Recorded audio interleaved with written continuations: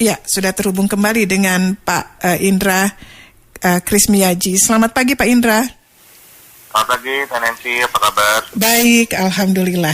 Ini begitu saya sampaikan informasi mengenai penggantian ujian nasional atau juga USBN dengan asesmen, begitu banyak yang menyampaikan pendapat, ada yang pro, ada yang kontra. Di Twitter juga sama seperti itu. Sebenarnya kalau Anda sendiri melihat apakah memang sudah saatnya ujian nasional ini kemudian diperbaharui atau diganti begitu dengan asesmen ini? Ya, saya pun kalau nggak salah waktu itu sudah menyampaikan di radio PR ini ujian nasional, kalau kita bicara ujian nasional ya yang sebelumnya ya, itu kan sebuah timbangan. Tapi timbangan yang rusak kalau menurut saya. Artinya tidak bisa mengukur bobot yang sesungguhnya. Karena mudah sekali dimanipulasi. Baik manipulasi yang negatif, misalnya nih kalau negatif kan dapat bocoran, ya kan? Beli bocoran itu kan negatif. Nyontek itu kan negatif. Ya kan? Kemudian juga yang manipulasi secara positif juga bisa. Apa maksud manipulasi secara positif?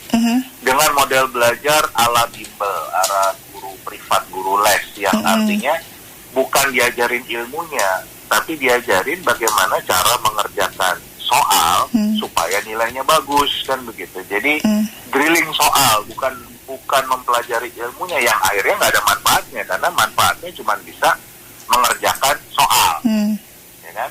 Dan itu terlihat dari beberapa kajian internasional kalau mutu pendidikan Indonesia memang salah satu yang terendah di dunia.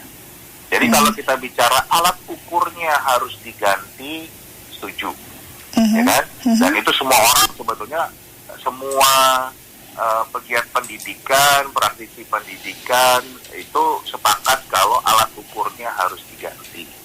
Nah kalau sekarang kita bicara penggantinya adalah asesmen kompetensi minimum ini, nah kita juga belum tahu karena kan belum ada penjabaran yang jelas bentuknya seperti apa.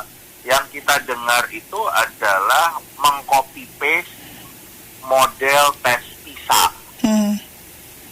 Itu mengcopy paste model tes PISA itu kan juga masih katanya, ya kan?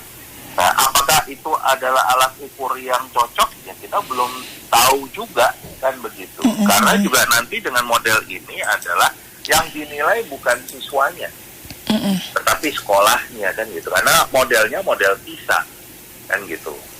Nah, ini yang kita membutuhkan penjelasan yang lebih detail dari pemerintah. Namun daripada itu, kalau mau kita lihat secara makro, sebetulnya kebutuhan dunia pendidikan Indonesia bukan dari sisi tesnya, tetapi memang sistem pendidikan nasionalnya ini harus dirombak, harus ditransformasi, kan gitu. Karena sudah 20 tahun sistem pendidikan kita itu stagnan. Termasuk di dalamnya ada ujian nasional, kan, sebagai salah satu komponen, kan gitu. Nah, jadi kita juga nggak bisa perbaikan itu sepotong-sepotong. Nah, berulang kali saya sampaikan di radio PR ini juga, kalau Indonesia itu nggak pernah punya blueprint, nggak pernah punya cetak biru, kan gitu. Jadi mulainya dari mana, mau mencapai apa yang dituju terus titiknya sampai mana, berapa lama, dan berapa biayanya. Itu kan blueprint itu kan bisa seperti itu. Nah, kalau kita bicara asesmen nasional ini masuk di dalamnya, tentunya harus dalam garis titik dari mana dan mau menuju sampai mana, kan begitu. Nah, itu sebetulnya yang lebih penting dilakukan sekarang daripada kita membuat kebijakan yang sepotong-sepotong ini. Karena kalau tidak, kita jadi melihatnya asesmen kompetensi minimum ini adalah ganti bajunya UN, kan gitu. Sama kayak dulu zaman saya Eptanas, terus zaman setelah saya adalah ujian nasional, sekarang ganti baju namanya UN. Dengan anggaran yang juga meningkat terus, kan gitu. Tahun ini anggaran ujian nasional cuma 200 miliar. Tahun depan Kemendikbud minta anggaran 1,4 triliun. Dengan asesmen ini. dengan asesmen gitu. ini. Manfaatnya belum dijelaskan secara detail. Yang kita takutkan adalah uang rakyat kembali terhambur-hamburkan untuk sesuatu yang tidak bermanfaat, padahal kita dalam kondisi resesi sekarang kan begitu. Itu sebetulnya poin yang lebih penting menurut saya. Oke, sorry tadi untuk budget kalau ujian nasional di 200 miliar begitu ya Pak? Tahun ini. Untuk RKA-nya 200 miliar kan gitu. Nah untuk AKM ini minta 1,4 triliun kan gitu loh. Baik. Itu kan 7 kali lipat kan gitu loh. Nah, ini mau dipakai apa kan gitu loh. Padahal harusnya kalau tesnya itu udah online kan, apalagi sekarang sudah mendorong online semua kan dengan adanya pandemi ini. Kenapa jadi lebih mahal seperti itu? Buat apa sih kan gitu? Betul. Baik, ini Pak Indra, saya sih mau meninjau kembali ketika masa UN gitu ya. UN kan juga sama alat ukur. Zaman kita dulu Eptanas juga sama sebagai alat ukur. Masalahnya adalah kan kalau dulu setahu saya ketika UN itu diterapkan itu adalah bukan masalah lulus tidak lulusnya, tapi adanya standar yang sama nanti seluruh Indonesia. Ketika ada hasil, kemudian ini tidak sama atau sangat jomplang lah begitu ya dengan daerah lainnya, maka dievaluasi dan kemudian diperbaiki, kemudian UN kembali dilihat begitu. Dan nanti tujuannya itu kan akan sama merata begitu kualitas pendidikan kita. Berarti sejauh ini hal tersebut tidak terlaksana ya. Jadi artinya memang tidak pernah dilakukan, tidak pernah ada perbaikan sistem pendidikan berdasarkan misalnya hasil UN kan gitu. Dan ini sudah disampaikan secara internasional, ada kajian-kajian yang menunjukkan kalau Indonesia itu programnya sama-sama aja dari tahun ke tahun. Duitnya ditambah terus, tapi cuma ganti baju aja. Contoh dulu itu ada namanya sekolah inti, terus ganti baju jadi RSBI, Rintisan Sekolah Bertaraf Internasional, terus ganti baju lagi namanya sekolah rujukan. Sekarang ada nama baju baru lagi namanya sekolah penggerak, kan gitu. Ya kan? Jadi sebetulnya itu cuma ganti baju aja, tapi orang kayaknya wah ini inovasi baru, enggak kan gitu. Cuma ganti baju doang, duitnya ditambah terus kan gitu. Tiap menteri ganti kurikulum sekarang pun, ya kan? Kan sudah ramai tuh ganti kurikulum, ya kan? Bahasanya penyederhanaan kurikulum. RPP saja sudah dirubah gitu kan? Apa kan gitu. Jadi kita jangan sampai terulang lagi hanya menghambur-hamburkan uang rakyat untuk program-program yang sebenarnya sama aja, tapi ganti baju kan gitu loh. Karena yang terpenting adalah evaluasi dan kemudian apa yang dilakukan itu semua tidak teraplikasi dengan baik karena memang kita nggak punya blueprint pendidikan di Indonesia. Begitu. Jadi ibaratnya kita bangun rumah gitu kalau nggak punya blueprint, mau bangun 3 kamar jadinya 1 kamar, mau bangun kamar mandi jadinya gudang, tapi anggarannya sama, ya kan? Dan orang menganggapnya biasa-biasa aja karena nggak pernah ada blueprintnya kan gitu. Oke, sekarang saya ingin menyimpan dulu tadi mengenai anggaran dan lain sebagainya. Saya ingin tahu dari Pak Indra begitu sebagai pemerhati pendidikan. Misalkan asesmen masuk mengganti ujian nasional. Kalau secara komposisi apa yang harus dilakukan oleh siswa dan lain sebagainya, apakah ini memang alat ukur ini lebih baik atau lebih sederhana begitu dibandingkan dengan yang ujian nasional nih Pak Indra? Nah tadi yang saya sampaikan karena belum ada penjelasan yang detail kan kita tahu lah pemerintah sekarang ini komunikasi publiknya buruk sekali kan begitu dan tidak ada niat memang untuk mengikut sertakan banyak pihak kan gitu loh. Jadi untuk mengawal kebijakan-kebijakan publik ini lebih senang diem-diem, tiba-tiba muncul terus orang rame kan gitu. Jadi sebenarnya menurut saya langkah-langkah yang sangat tidak produktif, sangat disayangkan, apalagi program Pak Presiden kan membangun SDM nih kan gitu. Jadi SDM ini memang benar-benar harus dibangun, nggak bisa model-model seperti ini. Nah, jadi itu poin yang pertama. Kemudian poin yang berikutnya, eranya sudah berganti tadi.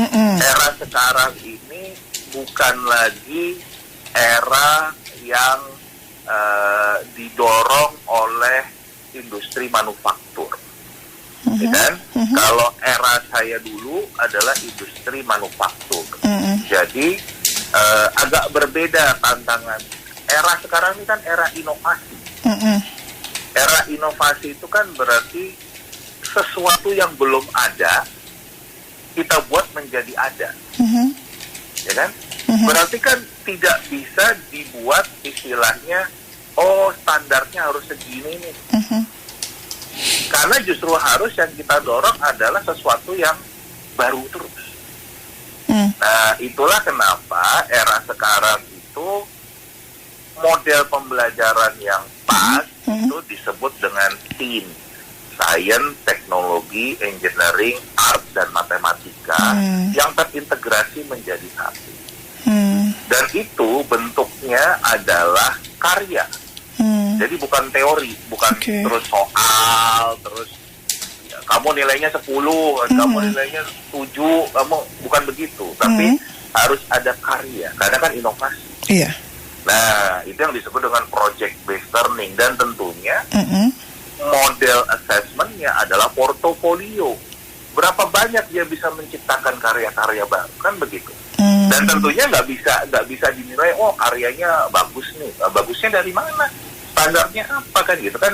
Lebih ke ini bisa diterima nggak? Ini bermanfaat nggak? Nah itu kan sudah paradigma baru dalam dunia pendidikan, kan? Harapan kita punya menteri yang digital milenial ini kan arahnya ke sana nih kan gitu. Karena beliau kan yang mengatakan yang paling tahu masa depan nih kan. Tapi kok kelihatannya semakin hari justru semakin sepertinya kebingungan dan setiap kebijakannya menjadi gaduh terus. Pak Indra, kalau nanti outputnya adalah inovasi, parameternya adalah sebuah karya begitu, artinya bahwa memang sudah saatnya UN ini tidak lagi tepat digunakan sebagai alat ukur. Asesmen ini mungkin lebih tepat berarti ya? Di semua negara memang sudah bergerak untuk menghapuskan standardized test, tes yang standar ini, karena itu arahnya adalah inovasi. Forum Ekonomi Dunia tahun 2018 itu membuat sebuah hipotesa yang mengatakan bahwa 65% dari anak-anak yang saat ini duduk di bangku SD nantinya akan bekerja pada bidang yang hari ini bidangnya belum ada. Ya kan?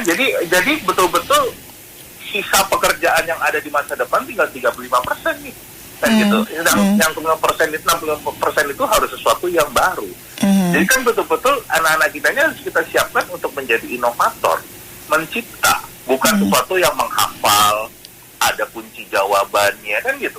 Justru harus didorong untuk soal yang tidak ada kunci jawabannya kan gitu. Jadi karena harus inovasi baru kan gitu. Nah itulah perubahan dari tantangan dunia yang ada sekarang. Sayangnya masyarakat belum banyak paham, dan saya takutnya juga jangan-jangan pemerintah juga kurang paham tentang tantangan ini kan begitu.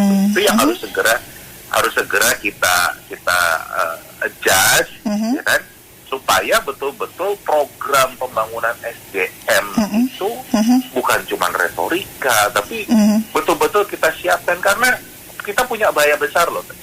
Kalau ini tidak kita perbaiki, yang kita impikan punya bonus demografi, itu akan berubah menjadi bencana demografi.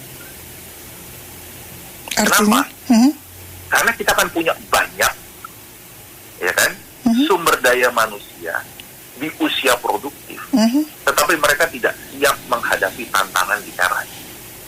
Kan jadinya malah nggak bisa kerja kan? Karena tidak yang produktif. disiapkan bukan masa depan tapi masa lampau. Nah ini kan bisa kita lihat dari kondisi pandemi ini saja, ya kan? Dari pandemi ini kan kita lihat berapa banyak sekolah yang gagap menjalankan proses PJJ. Padahal ini eranya adalah era digital. Harusnya pendidikan pun basisnya digital.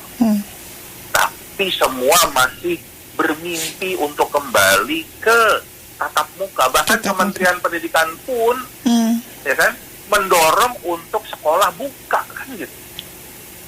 Selain itu berbahaya, tapi juga justru yang paling penting, ternyata tidak percaya kalau memang anak-anak kita harus disiapkan hidup bekerja menggunakan teknologi digital.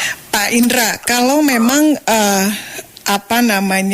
kita akan menyiapkan bibit-bibit sumber daya yang memang nanti punya inovasi, punya karya, siap begitu bersaing dan lainnya.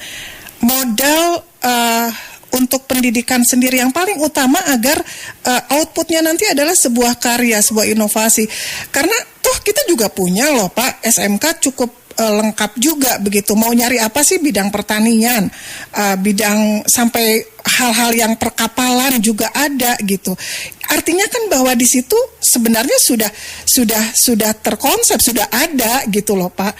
Cuman kan masalahnya kenapa tadi Bapak menyampaikan bahwa ini belum gitu loh, pencetakan untuk berinovasinya ini belum.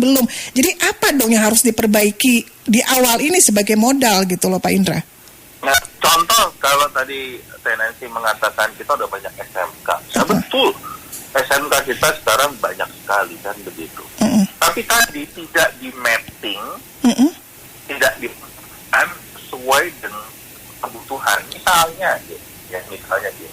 kan kita bisa memetakan daerah tertentu yang mau dikembangkan adalah apa, sehingga bisa menyampaikan di daerah ini, ya kan, akan terbangun industri ini, sehingga kita butuhkan sekian juta SDM dengan kualifikasi seperti ini. Nah, itu harus disiapkan.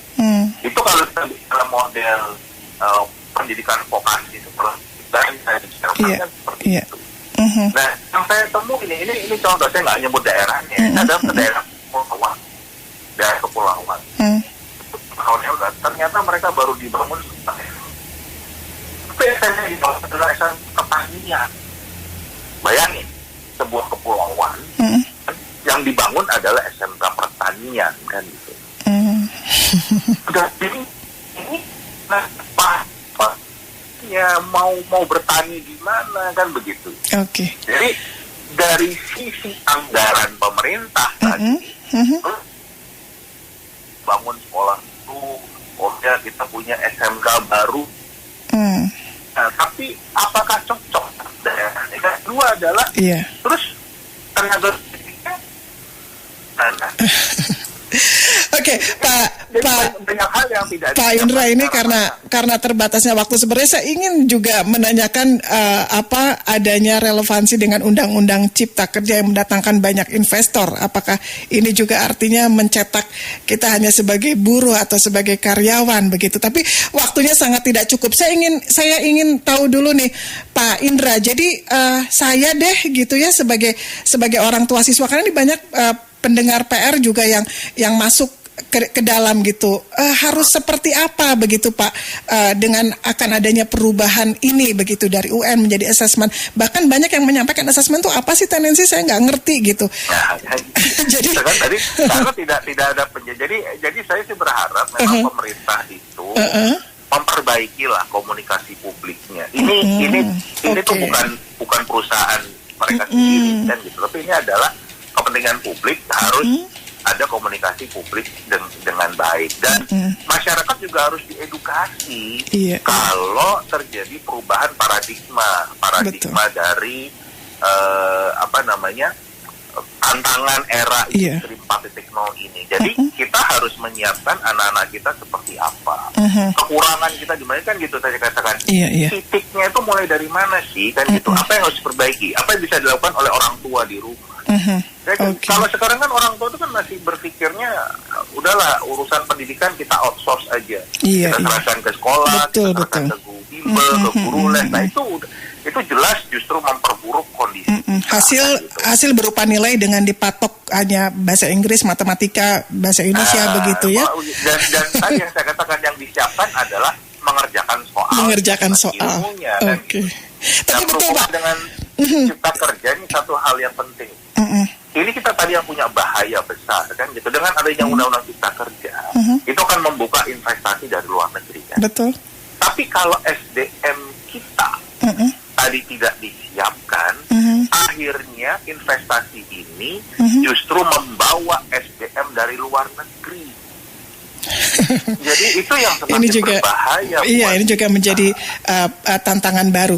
Pak, ini sebelum saya tutup nih, saya ingin sedikit saja komentar dari Pak Indra, di mana kita sedikit bergeser ke kampus. Nadiem Makarim menyampaikan bahwa Undang-Undang Cipta Kerja ini coba tolong disosialisasikan di kampus. Bukankah kita sudah membuat slogan Kampus Merdeka? Apakah sosialisasi ini memang artinya sangat bertolak belakang dengan Kampus Merdeka kalau ini disosialisasikan, ataukah justru tadi yang Bapak sampaikan sebagai bentuk komunikasi publik yang baik begitu kepada mahasiswa, Pak? Gini, kalau menurut saya kan malah lucu kalau Mendikbud kita menyampaikan begitu. Kampus itu betul-betul di bawah kendalinya, beda dengan sekolah. Kalau sekolah itu malah di bawah kendalinya pemerintah daerah.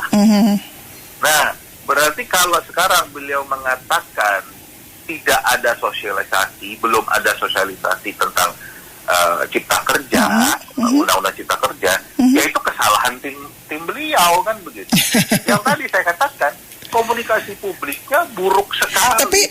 Tapi sah-sah saja ya kalau undang-undang ini kemudian disosialisasikan. Bukankah nafas dari kampus ini adalah, dari teman-teman dari akademisi ini adalah bentuk kritis terhadap undang-undang? Nah, kalau saya sih menyebutnya sudah terlambat kalau bicara sosialisasi. Harusnya ketika tadi proses sebelum pengesahan ya. Betul kan gitu. Itu kita bicara sosialisasi. Kalau sekarang justru kalau mau betul-betul membangun SDM yang unggul, justru membuka adalah diskusi-diskusi yang kritis. Berani nggak kan gitu? Justru malah dibuka untuk silahkan mahasiswa daripada demo.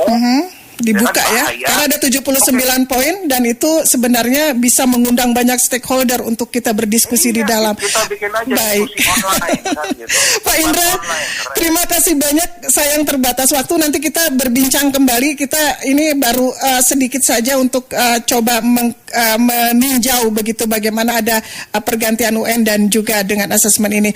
Terima kasih banyak, mudah-mudahan kita bisa berbincang kembali. Selamat pagi, Assalamualaikum. Waalaikumsalam. Terima kasih, Tenensi.